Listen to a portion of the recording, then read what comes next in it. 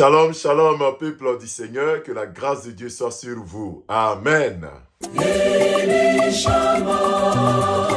Vous êtes sur la montagne, notre moment quotidien de prière.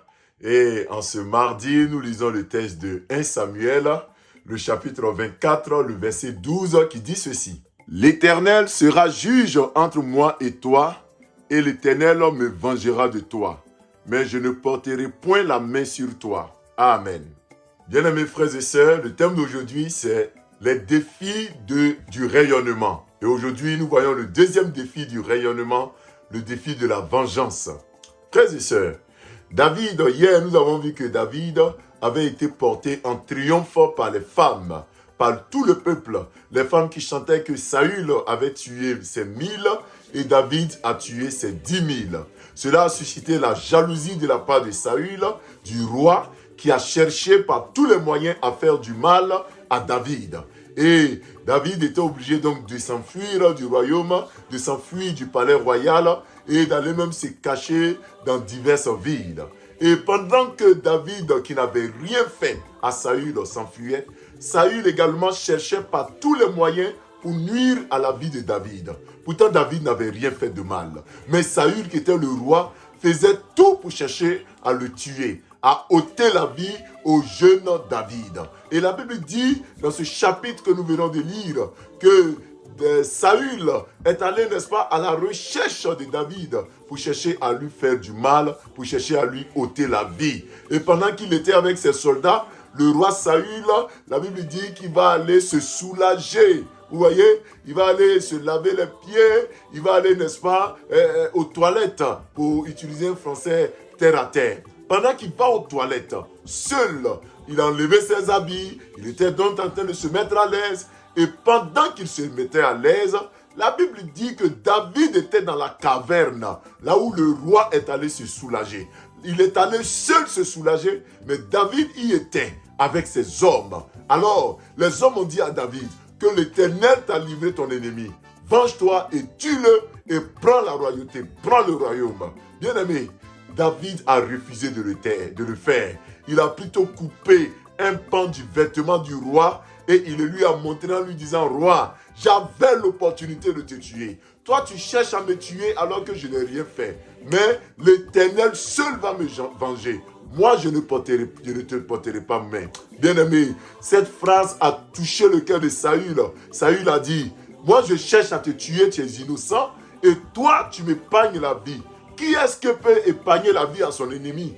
Certainement que Dieu t'a choisi pour me remplacer et tu seras roi. Mon frère, ma soeur, le défi du rayonnement, la vengeance, c'est quoi? C'est que l'Éternel peut t'utiliser. L'Éternel peut te faire monter. L'Éternel peut te faire briller. L'Éternel peut commencer à te faire rayonner. Mais quelquefois, à peine nous commençons à rayonner que nous voulons nous venger. Nous voulons tuer. Nous voulons écarter de nous tous ceux qui sont contre nos projets. Tous ceux qui se sont moqués de nous hier. Nous voulons les faire fuir. Nous voulons les intimider. Nous voulons leur faire du mal. Quittons dans ça. Frères et sœurs, si l'Éternel te fait rayonner aujourd'hui, si Dieu te donne l'occasion même de toucher ton ennemi, ne le fais pas.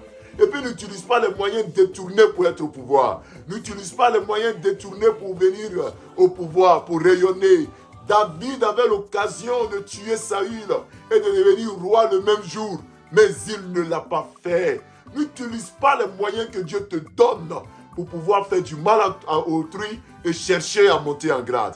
Frères et sœurs, l'Éternel sera votre vengeance. N'essayez pas de vous venger.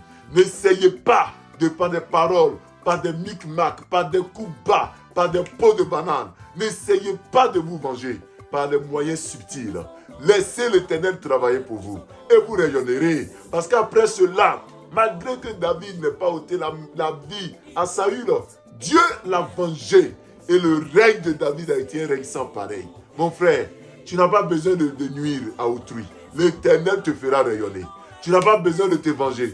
L'Éternel te fera rayonner. Tu n'as pas besoin de maudire, de dire des paroles d'imprécation. L'Éternel te fera rayonner. Personne ne pourra empêcher ce rayonnement. Laisse ton cœur dans la bonté. C'est parce que tu as un bon cœur que l'Éternel te fera rayonner. Parce que tu n'as pas un désir de tuer. C'est pour ça que l'Éternel te fera rayonner. Alors, Il faut échapper à ce défi. Il faut relever ce défi et ne te venge pas. Au nom de Jésus. Amen. Prions. Éternel notre Dieu, nous te disons merci. Père, tu nous permets ce matin de pouvoir voir ce second défi, la vengeance. Nous sommes quelquefois poussés à faire du mal à nos semblables. Nous sommes poussés à faire écraser les autres pour monter. Mais toi, Seigneur, ton désir, ce n'est pas que les autres s'abaissent. Ton désir est que nous soyons élevés sans que les autres s'abaissent. Parce que ce n'est pas parce que les autres s'abaissent que nous serons forcément élevés.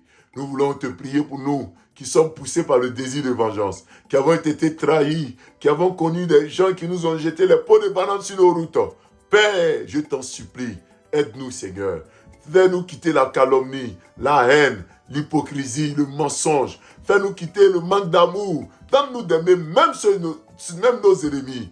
Donne-nous de faire des prières justes et non des prières de malédiction et d'imprécation. Éternel, je te confie cette journée de mardi.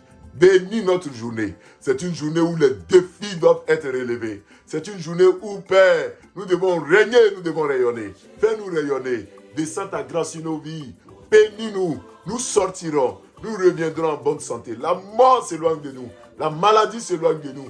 Nous sommes plus que vainqueurs. Au nom puissant de Jésus-Christ. Amen. Bien-aimés, nous avons été très heureux d'être avec vous sur la montagne. Retrouvons-nous dès demain à partir de 5h30. Shalom.